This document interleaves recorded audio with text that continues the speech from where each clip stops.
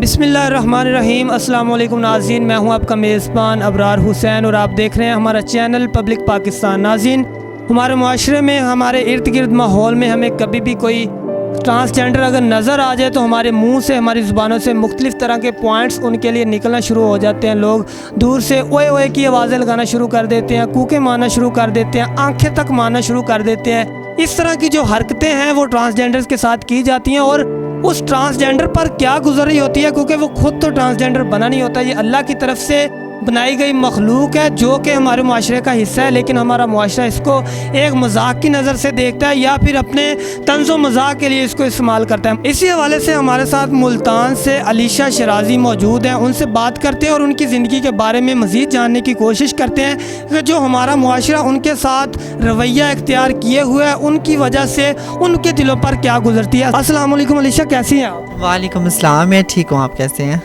अलीशा, सबसे पहले हम बात का आगाज़ करेंगे कि हमारे मुआशरे में जब किसी भी ट्रांसजेंडर को रोड पर या बाहर बेचारों को अपनी रोज़ी रोटी करते हुए देखा जाता है तो मुआशरे के जो लोग हैं उनके साथ बहुत ही बुरा सलूक करते हैं, उस पर क्या कहना चाहिए?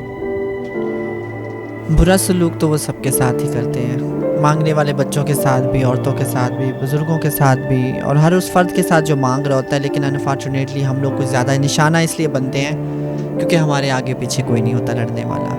उनको पता है कि वो जिस बच्चे को मारेंगे उसकी माँ या उसका बाप भी साथ मांग रहे होते हैं, तो वो ज़रूर उन्हें कुछ सुना देगा। लेकिन ट्रांस को इसलिए पकड़ लेते हैं कि उन्हें पता है कि इनकी दाद रस्सी करने वाला कोई नहीं है, इनके आगे पीछे कोई नहीं होगा और इनको पूछने वाला भी कोई नहीं आएगा। तो लोग ज़्यादातर इसलिए भी हमारे साथ तंज़ो मज़ाक भी करते हैं और छेड़खानी भी करते हैं कि ये लावारिस अफराद हैं।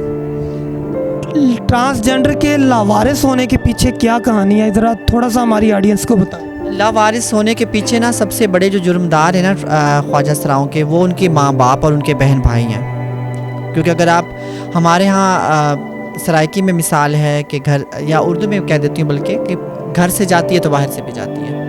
तो जब तक आप घर में ही उनको कबूल नहीं करेंगे, घर वाले ही उनके साथ बदतमीज़ियाँ करेंगे और उनके साथ वो सलूक करेंगे जो सोसाइटी में बाकी लोग उनके साथ करते हैं, तो बाकी अवाम का तो अल्लाह हाफिज़ है। तो ये घर वालों की मॉरल ड्यूटी है, इखलाकी फ़र्ज़ है उनका कि उनको बाकी बच्चों की तरह ही ट्रीट करें, ना कि उनको स्पेशल बच्चा समझ के उनके साथ इस तरह का ट्रीट किया जाए कि वो एक्सक्लूड हो जाए, बच्चा इंक्लूड होने की बजाय।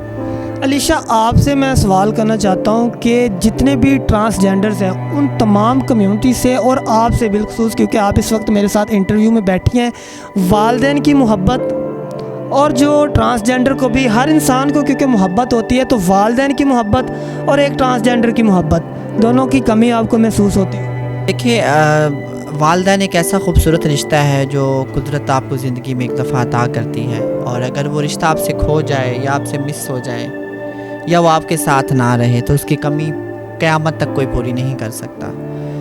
ज़ाहिर है माँ बाप की कमी हर इंसान को तकलीफ़ देती है और उसे रुलाती है। तो कम्युनिटी में अनफॉर्चुनेटली ये कमी इसलिए भी ज़्यादा होती है कि कुछ वालिदैन छोड़ जाते हैं और कुछ वालिदैन छुड़वा लिए जाते हैं, और कुछ वालिदैन ऐसे होते हैं जिनको हम छोड़ देते हैं। तो तीनों तरफ से नुकसान जो होता है डायरेक्टली या इनडायरेक्टली हमारा ही हो रहा होता है। अच्छा, ट्रांसजेंडर्स के हवाले से अगर हम इनकी फ़ील्ड के मुतालिक बात करें तो एक बच्चा जो ट्रांसजेंडर होता है उसको एक गुरु के पास छोड़ दिया जाता है। उसके आगे का क्या प्रोसीजर होता है कि जब वो बच्चा जवान होता है उसको डांसिंग की फ़ील्ड में ट्रांसजेंडर्स को अमूमन लाया जाता है, उसके बाद फिर जब वो बच्चा एक फ़ील्ड से आउट होता है, या फिर उसके आगे की कहानी जो है वो क्या होती है कि जब तक उसकी ज़िंदगी होती है उसकी कहानी क्या होती है? मैं आपको एक बात बताऊँ, ये तो बहुत सालों से सुनते आ रहे हैं कि ख्वाजा सरा जो होते हैं वो बच्चे उठा के ले आते हैं जो उन जैसे होते हैं। तो मैंने अभी तक ऐसा केस अपनी ज़िंदगी में नहीं देखा। ठीक है, ये एक तो मफरूज़ा हमारी सोसाइटी में ये गलत है कि ये बच्चे उठा के ले जाते हैं। बच्चे खुद आते हैं, मुझे कोई ख्वाजा सरा मेरे घर से लेके नहीं आया था, मैं खुद आई थी, क्योंकि मेरे घर में माहौल ही ऐसा हो गया था, मैं वहाँ रह नहीं पा रही थी, मैं एडजस्ट ही नहीं हो पा रही थी, क्योंकि घर का रहन सहन और वो जो चीज़ें थी वो मेरे लिए सख्तियाँ बन गई थी ना। मैं उस घुटे हुए माहौल में नहीं रहना चाहती, तो मैं घर से भाग आई। एक चीज़ तो ये बता दूँ, और दूसरी चीज़ ये है कि जो गुरु होते हैं ना, ज़ाहिर है चेला उनकी साय में पड़ता है, बड़ा होता है, तो सम टाइम वो उन्हीं चीज़ों को ही फॉलो करता है जो गुरु कर रहे होते हैं। अब गुरु कुछ भी कर रहा है, चाहे वो नेगेटिव चाहे पॉजिटिव है, तो उसका असर चेले पे ज़रूर होता है। ہماری سوسائٹی میں گرو بھی دو طرح کے ہیں پھر کمیونٹی میں. ایک گرو وہ ہیں جو پڑھے لکھے افراد پہ مشتمل ہیں اور اپنے چیلوں کو پڑھا رہے ہیں اور ان کے چیلے نوکریاں کر رہے ہیں. I am also one of them. اور کچھ گرو ایسے ہیں جو بیچارے غربت کے خط لکیر جو ہے اس کے نیچے زندگی گزار رہے ہیں اور وہ مجبور ہیں ایسے پیشوں کو اپنانے کے لیے. اس میں سب سے بڑا جو اہم کردار اور میں کہتی ہوں فرض ہے نا, وہ سب سے بڑا ہماری سوسائٹی کے لوگوں کا ہی تھا جنہوں نے نہیں نبھایا, جنہوں نے اس رول کو بالکل بخوبی نہیں نبھایا. اور اس کا نتیجہ ہے کہ وہ گرو بیچارے وہ جو ہیں بھیک منگوانے پہ, ڈانس کرنے پہ یا سیکس ورک کروانے پہ مجبور ہیں. حالانکہ اگر وہ چاہیں تو ان کو الٹرنیٹیو ویز بھی دے سکتی سوسائٹی, ان کو کچھ ایسی چیزیں دے سکتی جس کے ذریعے وہ اپنا طرز زندگی بدل سکتے ہیں. لیکن سوسائٹی جو ایکشن کا ریئیکشن ان کو دیتی ہے نا, وہ ان کو بدلنے پہ مجبور ہی نہیں کرتا. اچھا یہ بتائیں کہ ایک گرو میں اور ایک استاد میں کیا فرق ہوتا ہے, کیونکہ آپ اب ایک استاد بن چکی ہیں, تو اس لیے میں یہ آپ سے پوچھنا چاہتا ہوں اور اپنی آڈینس کو بتانا چاہتا ہوں کہ ایک گرو بننے میں کون کون سی منزلیں جو ہیں وہ طے کرنا پڑتی ہیں, اور ایک استاد کے بننے میں آپ نے کیسا محسوس کیا؟ بیسیکلی جو گرو ہے وہ ہماری کمیونٹی میں بڑا ہوتا ہے, وہ گائیڈر ہوتا ہے, ماں باپ کی حیثیت رکھتا ہے. آپ یہی کہہ لیں کہ خاندان کی ملکیت کا جو فرد ہوتا ہے نا, وہ ہمارا گرو ہوتا ہے. ٹیچر بیسیکلی ہمیں دنیاوی نالج دے رہا ہوتا ہے, ٹیچر ہماری جو پرورش ہو رہی ہوتی ہے اس کو دیکھ رہا ہوتا ہے. ٹیچر بیسیکلی ہمارا جو ذہن ہے نا اس کو براٹ اپ میں لے کے اس میں اچھی چیزیں ڈال رہا ہوتا ہے, یا ہمارے ذہن کی جو نشو نما ہے نا وہ استاد کر رہا ہوتا ہے, جبکہ ہماری فزیکلی جو نشو نما ہے نا وہ ہمارا گرو کر رہا ہوتا ہے. ہاں اس میں کچھ مینٹل چیزیں بھی ہوتی ہیں, مینٹل سے ریلیٹڈ جو مائنڈ میں ڈالتے ہیں گرو. تو بوتھ گرو اور استاد لازمی و ملزوم ہیں, مطلب بادل اور بارش جس طرح ساتھ ساتھ ہوتے ہیں. تو گرو basically is a protector, grow is a guider, grow is a mentor, اور استاد جو ہوتا ہے وہ تو استاد ہوتا ہے, وہ معلم ہوتا ہے, وہ سکھاتا ہے. تو ایسی چیزیں جو گرو کے پاس نہیں ہوتی وہ ہم کتابوں کے ذریعے جا کے استاد کے پاس سیکھتے ہیں.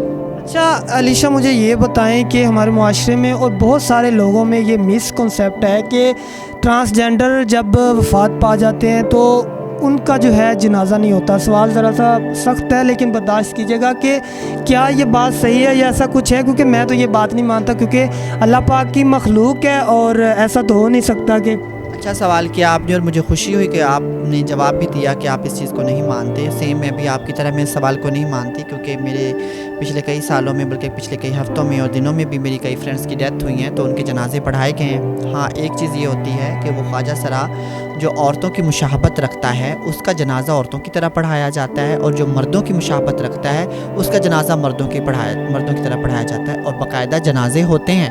میں نے کئی اپنی ایسے میرے ایک چیلا بھی تھی اور باقی جو میری کچھ فرینڈس کی ڈیتھ ہوئی, میں نے خود جا کے جنازہ پڑھا ہے ان کا. اور الحمدللہ ہمارا جو تعلق ہے, ہم لوگ ایک اسلامی کلچر میں رہتے ہیں, ہمارا تعلق جو ہے اسلام مذہب سے ہے, اور ہم لوگ اسلامک بھی ہوتے ہیں. تو میں سمجھتی ہوں کہ اس طرح کے بہتان جو ہے نا نہیں لگانے چاہیے, کیونکہ اللہ پاک کا جو کلمہ پڑھتا ہے نبی کا, تو میرے خیال میں اس کے اوپر غسل اور دفن اور کفن یہ ہر چیز واجب ہو جاتی ہے. تو جنازہ تو لازمی ہے نا, آپ اس کی مغفرت کیسے کریں گے؟ تو جنازہ لازمی اور جنازہ ہوتا ہے. ایسا نہیں ہے کہ جنازہ رات میں, بڑے لوگ مجھے کہتے ہیں کہ آپ کو جنازہ رات میں ہوتا ہے آپ لوگوں کا اور یہ ہوتا ہے, ایسا کچھ بھی نہیں ہے. میں یہی کہتی رہتی ہوں کہ جب تک آپ اپنے کانوں سے کچھ سنیں نا اور آنکھوں سے دیکھیں گے اس پہ یقین مت کریں, پلیز تحقیق کیا کریں, تحقیق بہت اچھی چیز ہے. یہ بتائیں کہ آپ نے جیسے بتایا کہ کچھ ٹرانسجینڈر جو ہوتے ہیں وہ فیمیل کی کوالٹیز زیادہ رکھتے ہیں, کچھ جو ہوتے ہیں وہ میل کی کوالٹیز رکھتے ہیں, تو کیا ٹرانسجینڈرز میں بھی شادیاں ہوتی ہیں؟ دیکھیں ٹرانسجینڈرز کی شادیاں اس سینس میں جب وہ بچہ ہوتا ہے نا اس کو میں ارلی فورس میرج میں لے کے جاؤں گی, کہ ایسے ماں باپ جو اس کی عادات سے تنگ آتے ہیں نا, اور میں آج کل سوشل میڈیا پہ بھی دیکھ رہی ہوتی ہوں کہ مطلب وہ شادیاں ہو رہی ہوتی ہیں اور انفارچونیٹلی وہ شادیاں 99% ختم ہو جاتی ہیں, اور اس کی وجہ بھی یہی ہوتی ہے کہ کبھی بھی ایک عورت کے ساتھ نہیں رہ سکتی, کبھی ایک مرد کے ساتھ نہیں رہ سکتا, یہ اللہ کا نظام ہے. تو خواجہ سرا افراد جو ہوتے ہیں وہ عورت, ان کے روح جو ہوتی ہے وہ عورتوں والی ہوتی ہے, تو آپ ایک عورت کی شادی ایک مرد کے ساتھ کر دیں گے تو کیا انجام نکلے گا؟ اور یہ اس صورت میں ہوتا ہے, بہت کم کیسز میں ہوتا ہے کہ ماں باپ کا جو پریشر ہے نا وہ بچے کو فورس کرتا ہے. میں سمجھتی ہوں کہ ہمارے رائٹس کے اندر اس چیز کے اوپر ابھی تک کوئی قانون نہیں بنایا گیا, اور اس چیز کو اٹھانے کی بڑی ضرورت ہے. یہ جو ارلی فورس میرجز ہوتی ہیں ٹرانسجنڈر بچوں کی نا, یہ ان کے اوپر بہت بڑا ظلم ہے. اس کا شکار کئی بچے ہوئے ہیں اور وہ سوسائٹی کے علاوہ کمیونٹی کے اندر بھی بہت تذلیل کا نشان بنے ہیں اور وہ بیچارے نہ ادھر کے رہیں نہ ادھر کے رہیں۔ آپ نے ایم فل کیا، پھر ایک ٹیچر کی جاب کر رہی ہیں اور اس سکول کی پرنسپل ہیں جو دنیا میں پہلا سکول ہے جو ملتان میں بنایا گیا، اس میں اب یہ پرنسپل کی جاب بھی کر رہی ہیں اور اس سارے ادارے کو دیکھ رہی ہیں۔ اس کے علاوہ انہوں نے یونائٹڈ نیشنز میں بھی ٹرانسجینڈرز کے حقوق کو اجاگر کیا۔ اسی کے ساتھ آپ اپنی کمیونٹی کو اور اوور آل کمیونٹی کو کیا پیغام دینا چاہیں گے، کیونکہ آپ نے ایک تعلیم کا جو فیکٹر ہے آپ نے کمیونٹی میں ٹرانسجینڈرز کے لیے اجاگر کیا، اس حوالے سے آپ کیا پیغام دینا چاہیں گے؟ میرا کمیونٹی کے لیے میسج یہ ہے کہ آگے بڑھیں مگر شعور کے ساتھ، تعلیم کی طرف اپنا ہاتھ بڑھائیں، اور وہ چیزیں جو ہمارے ساتھ منسوب کر دی گئی ہیں جیسے کہ ڈانسنگ، بیگنگ اور سیکس ورک، یہ جو داغ ہے ان کو دھلوانے کے لیے ہمیں ایک ایسے صرف کی ضرورت ہے جو خود بھی اس پہ داغ نہ چھوڑے۔ تو وہ صرف جو ہے نا اس کو تعلیم کہتے ہیں، تو تعلیم کا شعبہ اپنائیں۔ میں یہ نہیں کہتی آپ، کیونکہ میں کسی کو فائنینشلی سپورٹ نہیں کر سکتی، میں کسی کا ڈانس چھڑوا کے اگر اسکول میں لے آؤں گی تو اس کا خرچہ کہاں سے دیں گے، کیونکہ ابھی ہمارے پاس اس طرح کے حالات نہیں ہیں۔ گورنمنٹ اور اسٹیٹ کا بڑا رول ہوگا اگر اس طرح کوئی کردار ادا کرتی ہے ان کو فائنینشیل سپورٹ کرنے کے لیے بھی۔